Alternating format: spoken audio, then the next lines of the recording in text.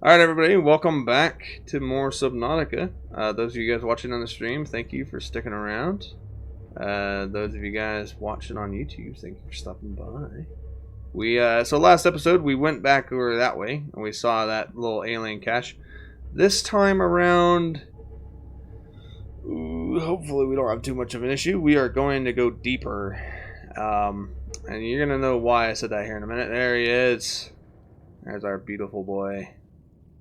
Hopefully this guy doesn't give us too much trouble. Because we need to get past him and go down to the right over there. But this guy is a jerk. Very jealous of his domain. Which is only like right here. He doesn't, like last time I came down here, he didn't chase me very far, but I was in a prawn suit. Let's see, we are at...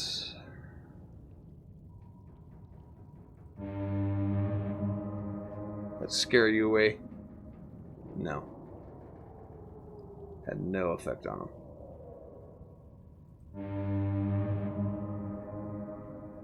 I do like the horn though. Where'd he go?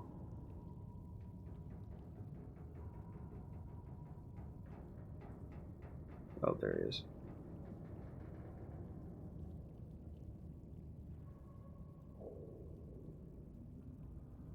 I do like how they swim and how they like move around and all that stuff.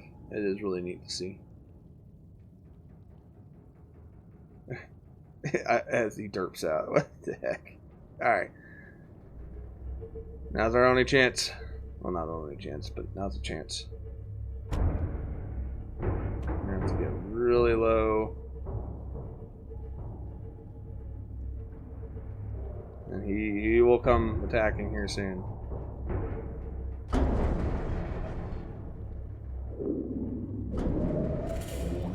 Yep. Yep.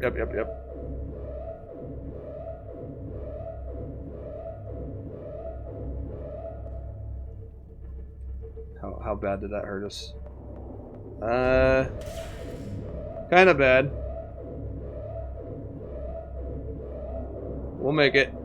Oh, there's fire. Of course there's a fire. Warning, fire detected. Warning, external hull damage detected.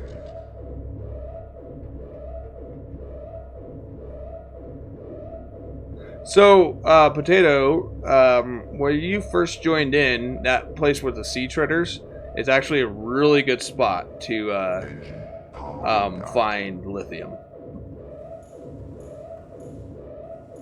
Warning, fire detected. I know that there's a fire. Let's put you on 5. Can I do that?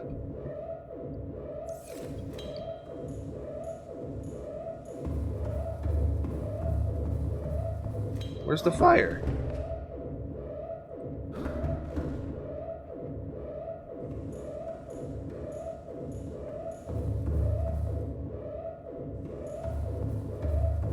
Warning, fire detected. What? Where's the fire?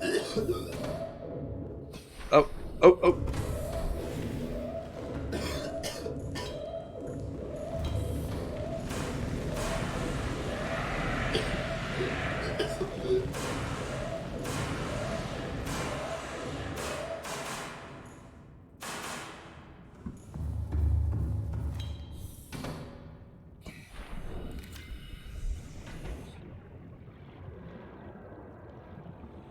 All in all, that wasn't bad, actually.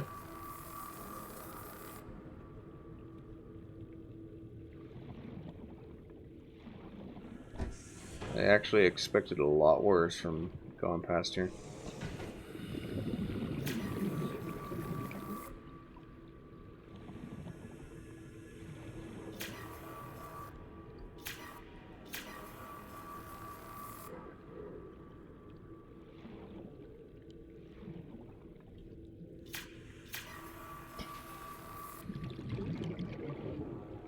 I love this magic tool that just repairs things.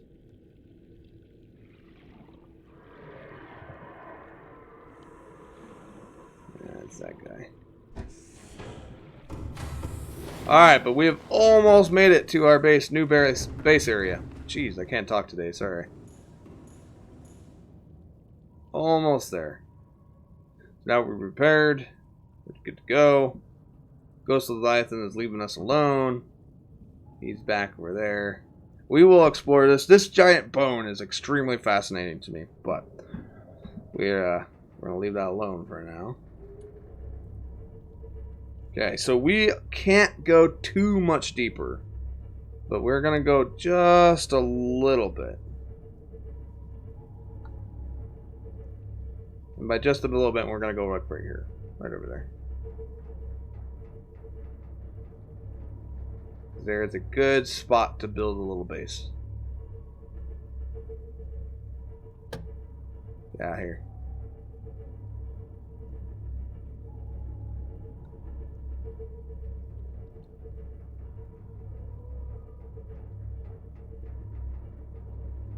Right here. See, we are getting pretty close to the crush depth of our site. Oh yeah, see, I already built a little one. I forgot about that.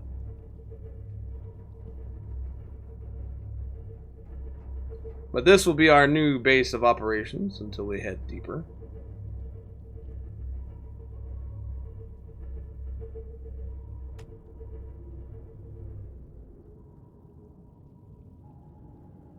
Now, see, that is an interesting thing right there too, but we'll get there.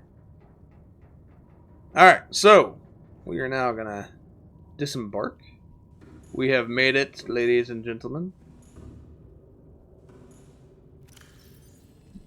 Which might not sound like a big deal, but it kind of is, in the fact that, like, so before we came down there, those of you guys watching the stream, those on YouTube will have already seen this, but those on stream might have seen it too. I don't know. But what we were facing last time is, so we have a lot of stuff that's going to come up down here, and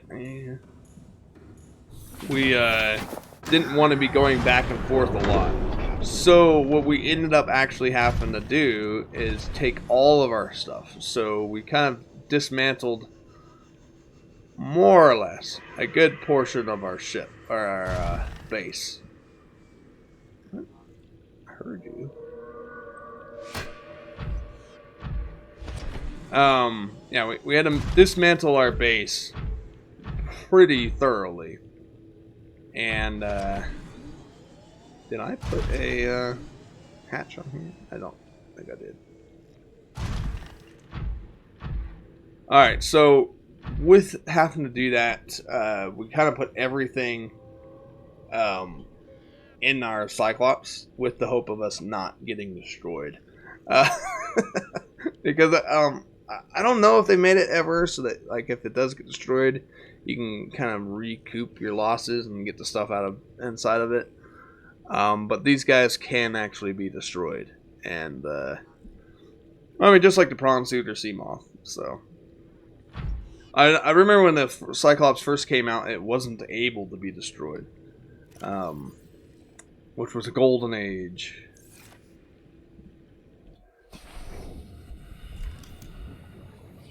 Oh, it's not hot right here.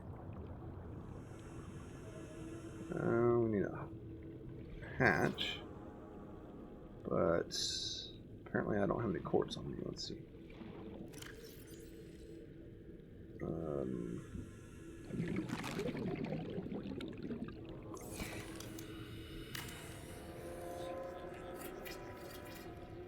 Okay, and then we would want one of these. Aerogel. Aerogel is something in ruby. What? Switch that over.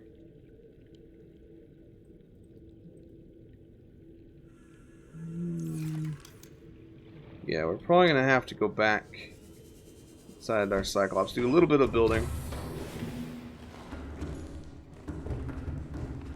But now that we're here, I think things won't attack the Cyclops if it's not on.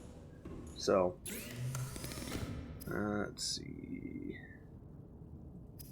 That's materials. Oh, gel sack.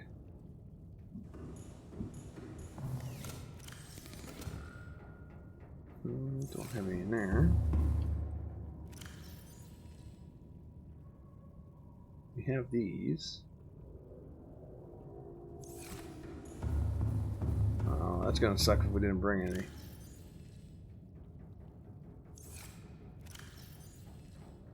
It looks like we didn't. Alright, well, I mean, it's not the end of the world. We can just use another power source.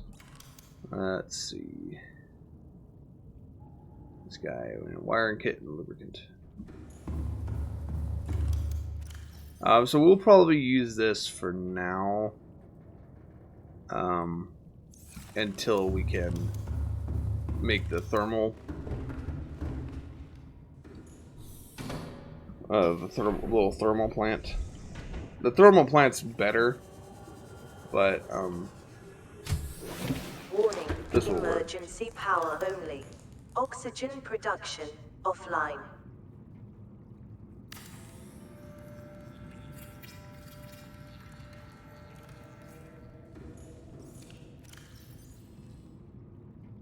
I don't want to put an egg in there. That would be messed up.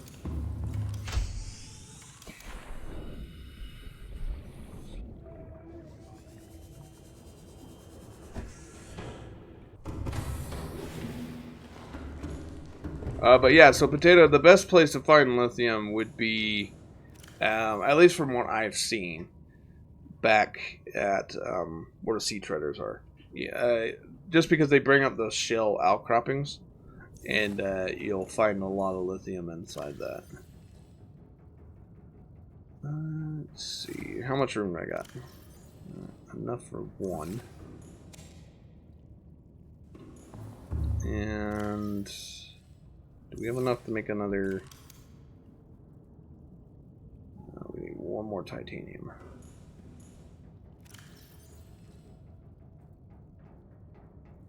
Diamonds in there.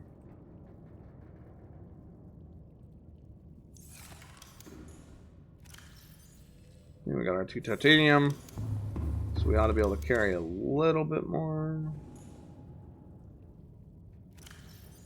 Okay, that's it. We can only carry 2 at a time.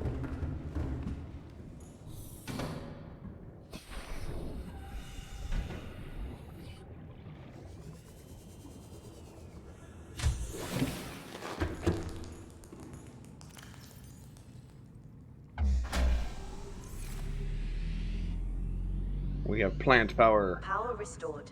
All primary systems online. Alright, so we are gonna just do a temporary deal right here.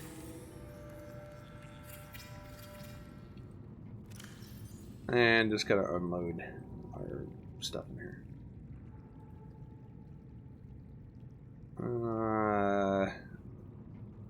I guess I'll hang on to the fire extinguisher. Honestly, I don't know. At least for now, I don't know if we're gonna take our Seamoth or our Cyclops too much deeper.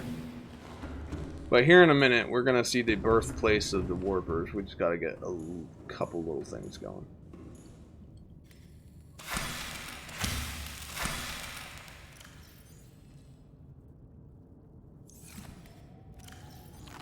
Vital signs stabilizing. So if you guys can, get the bulbul trees and the lantern fruit. Lantern fruits give you a lot of sustenance, like actual hunger, whereas the bulbul tree gives you a lot of water. Also, you could do the marble melon. You see it gives you 14 water and 12 food. So they're both really good as well. You just gotta remember to kind of, if you can, jeez, you kind of have to smack the last one in the planter.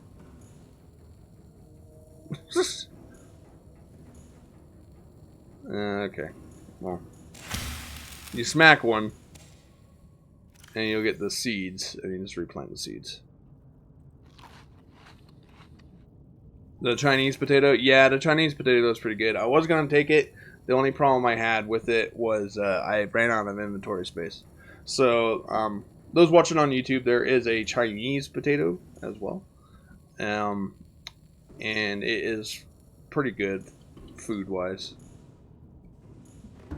Now, you can find both of them on the islands. There's 2 islands, so, you know, you can find them there. But, okay, so we are here. Let's go check out some spooky stuff. Actually, first, let's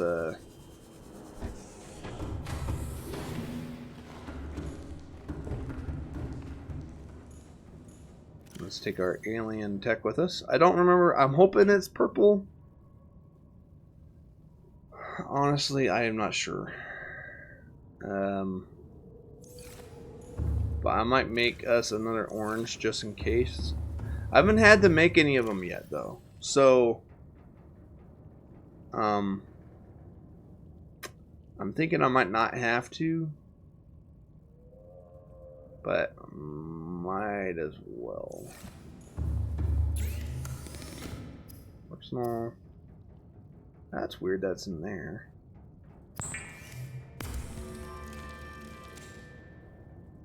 Okay. So now I believe we are ready. We have no food with us. Probably should take a water at least. And I don't know if we have any more of those nutrient blocks, but we should be okay. We're at 120% hunger, so we'll be good for a minute. Got us a little bit of water.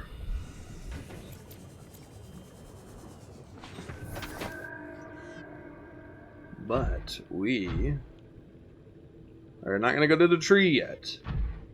So we're almost at the crush depth of our prawn suit as well. We're going to have to find a better depth module here for it soon. But we are heading this way.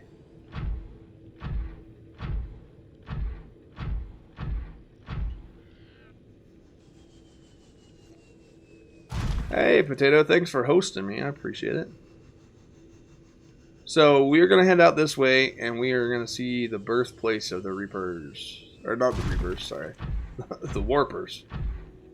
Down there. No, never mind. I'm not going to spoil it. Never mind. We'll see if we see that place too. Actually, there's going to be a little cinematic here too, I think. Well, if you call it a cinematic. Something's going to happen to us. We'll see.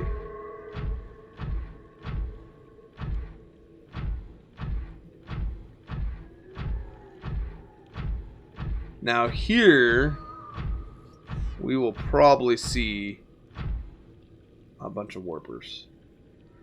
Yeah, there's one right up there. There's one right there. There's one up there. There's another one up there. So you could kind of see how it's like dilapidated. This is all broken apart and everything. This alien structure appears to have collapsed to the sea floor. You jerks, just leave me alone. Ah!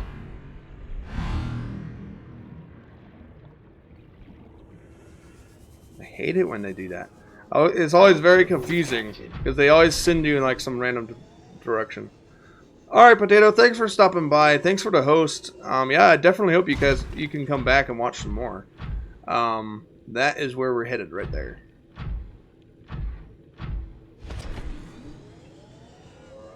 I don't know if we can scan these. I think they might just be decoration.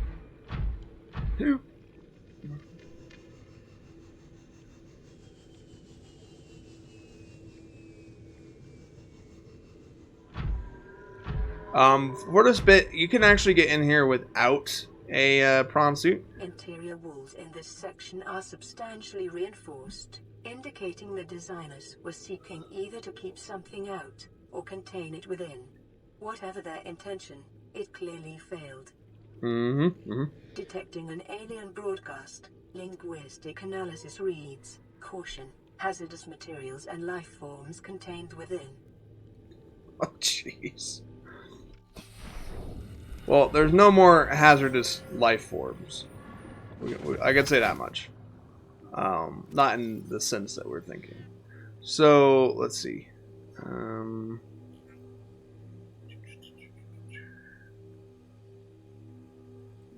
Leviathans.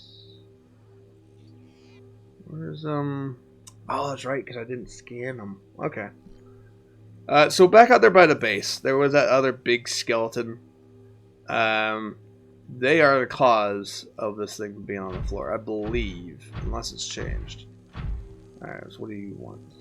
Do you want anything? Purple? Yep.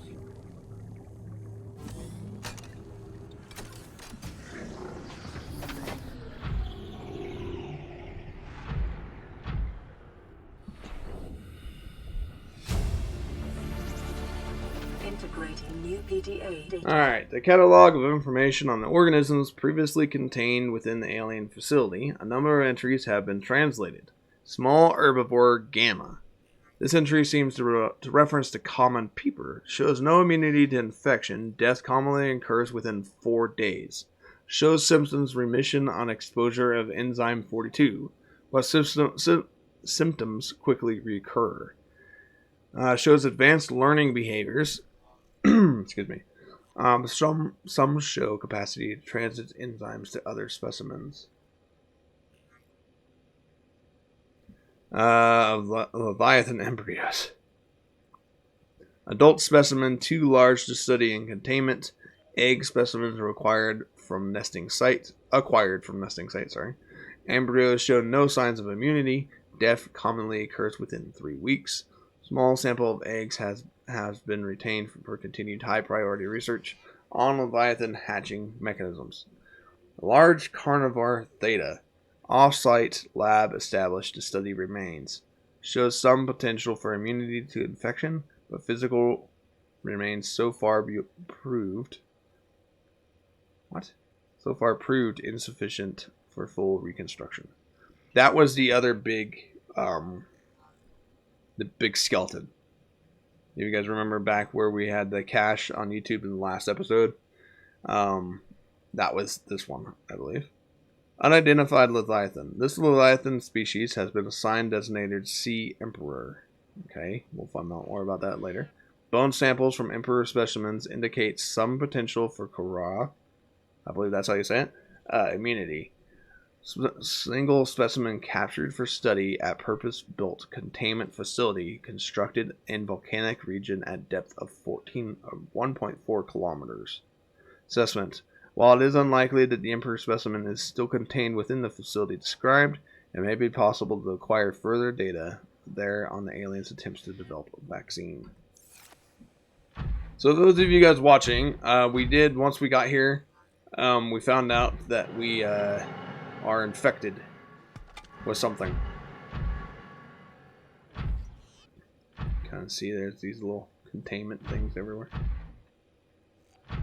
But yeah, coming here, I definitely recommend using the prawn suit. But as you can see, they put this right here, so you can't use it anymore.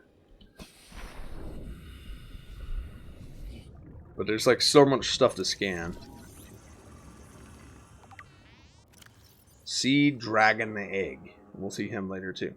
This large egg is held in a hermetically sealed environment and has been chemically sterilized. Without the means at the facility to house a fully grown sea dragon specimen, it is possible the aliens thought to study instead the egg-laying incubation process. To what end is unclear. So these are the 3 different rays. Different species of ray indigenous to 4546b. Each adapted to different environments. The specimens are 99% genetically identical to those encountered on the planet A, suggesting that the rays in particular have undergone little evolutionary mutation in the past millennium. So that the rays haven't changed very much, right?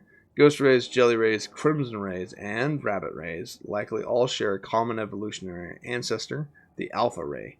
Would have evolved deep in the ocean trenches, quickly growing in line with available food supplies. It would have most resembled the ghost ray in size and appearance. with translucent skin for camouflage and forward-mounted eyes for hunting. A fast and fearsome stalker of small creatures in the dark. While some rays have stayed within the limits of the cave system, where they first evolved, others have relatively more recent adaptations to the new environments, likely the results of overpopulations. All the rays on 4546b have given up predation in favor of herbivorous scavenging and use poisonous flesh to protect themselves. So that's the Ghost Ray, Rabbit Ray, and Crimson Ray. Oh, jeez, what was that? Oh, the spinefish, yes. New creature discovered. Rib cage. Display case containing an array of rib cages harvested from indigenous life forms. There's a particular focus in this instance on vertebrate skeletal structures.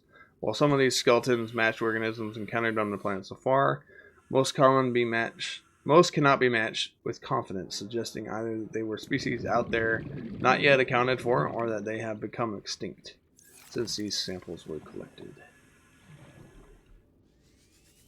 We're gonna refill our oxygen. We'll be doing that a couple times. There's so much stuff in here, and there's a lot of lore, so it's an important spot.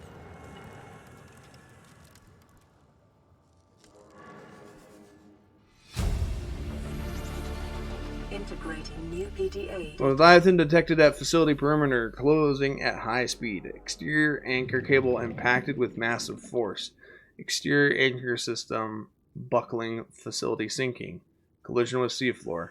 Breaches detected in containment unit 7, Leviathan eggs. Immediate specimen destruction protocol initiated. 314. I don't know where I got that. 314 specimens destroyed. One specimen unaccounted for. Evacuating staff to all off-site sanctuaries. My God, I can't read today. I'm sorry, everybody. Planetary quarantine protocol initiated. Warning: infected individuals may not leave the planet. Oh, hello.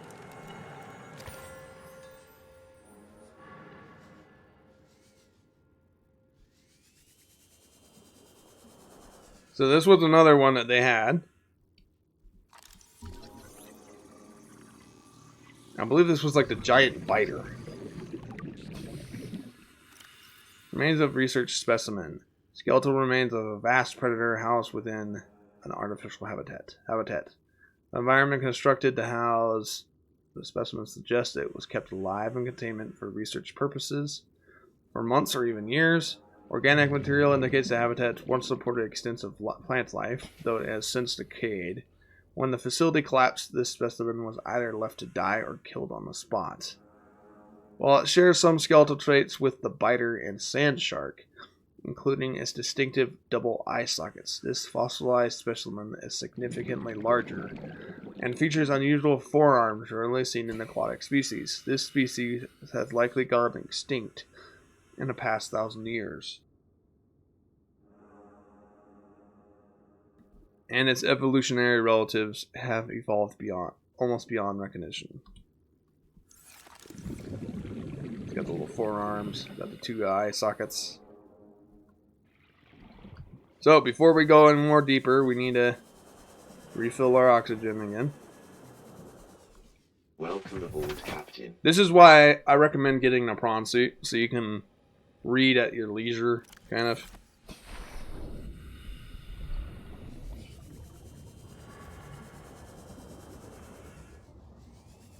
And this, my friends, is the birthplace of the warpers. Indigenous life forms were brought to this location and subjected to intensive study.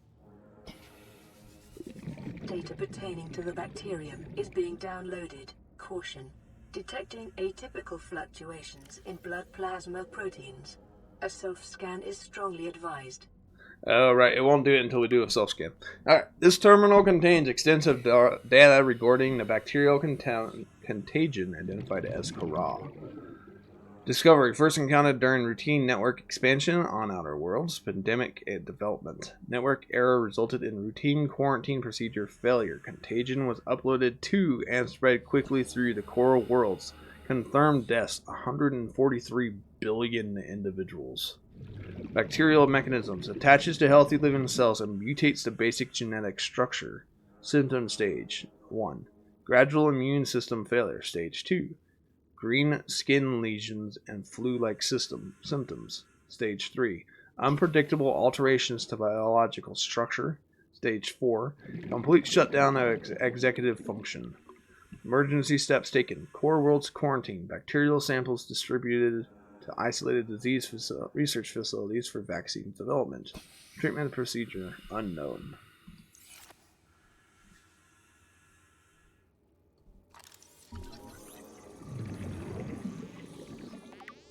Warper parts. Organic parts on display contain DNA from dozens of different organisms, largely originating off-world. They are in varying states of augmentation with advanced technologies.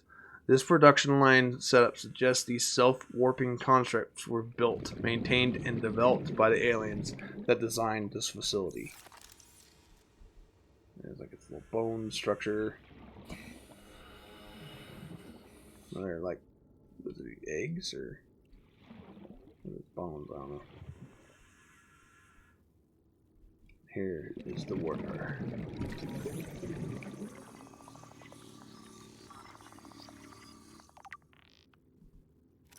Self-warping quarantine enforcer unit.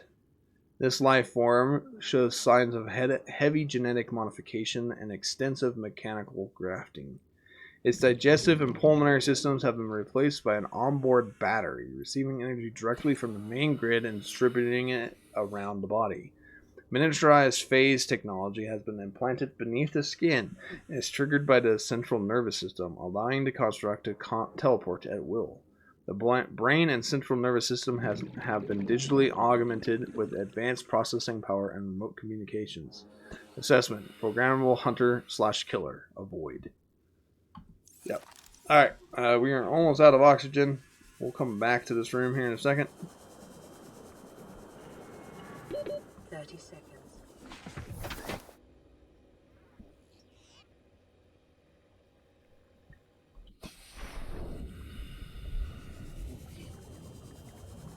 Oop, this door.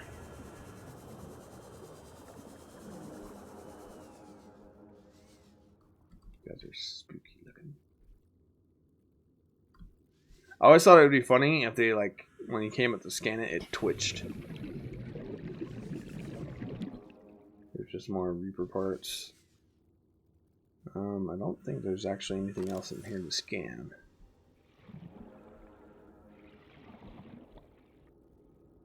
Alright, but we're going to go over here where there's a little bit more light. And we are going to scan ourselves. Self-scan complete. Bacterial infection has spread to the skin and pulmonary system. Medical report recorded to databank. It is imperative you find a way to neutralize the infection. Oh.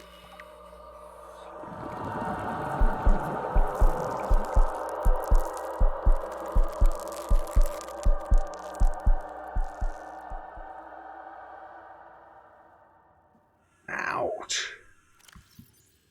You have been infected with previously unknown waterborne bacterium. It's currently multiplying in your bloodstream, estimating incubation time 2 weeks. Your immune system is currently combating infection at low efficiency. You may already be experiencing flu-like symptoms and scared and irritation. These will likely be exacerbated as the bacterium takes hold. Your immediate priority should be abatement and eradication of the infection. Recommended steps: salvage further alien research data on a possible vaccine, investigate the mechanisms which have enabled the indigenous ecosystem to inhibit the symptoms of the infection. So our infection has spread. We are getting sicker, and we will soon be dying.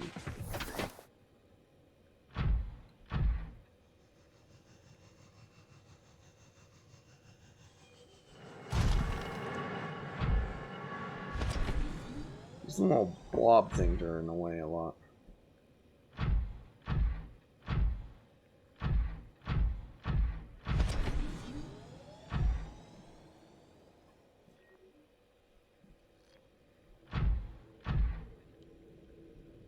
Alright, so we are going to head back over to our new base.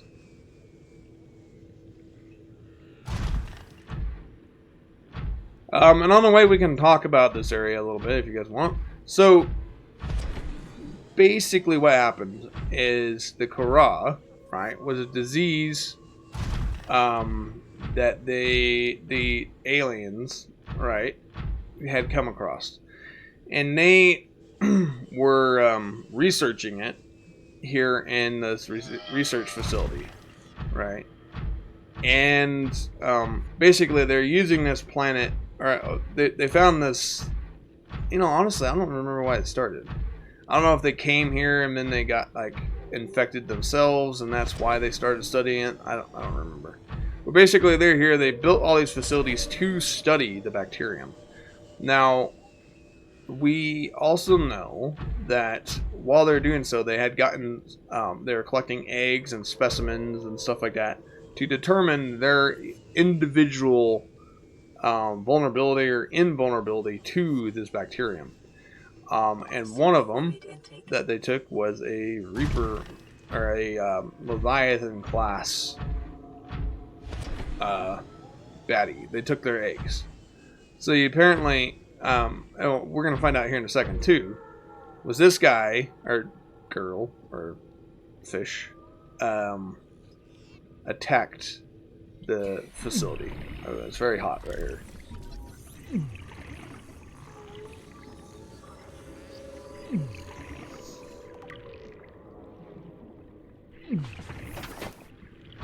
Okay, so this is the sea dragon. Okay, it's like a smaller version of it.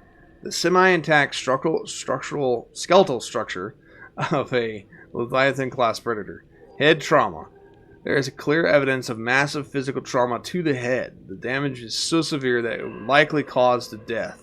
It was likely to cause a death, and must have occurred somewhere nearby. Damage is consistent with a high-speed collision with a solid object.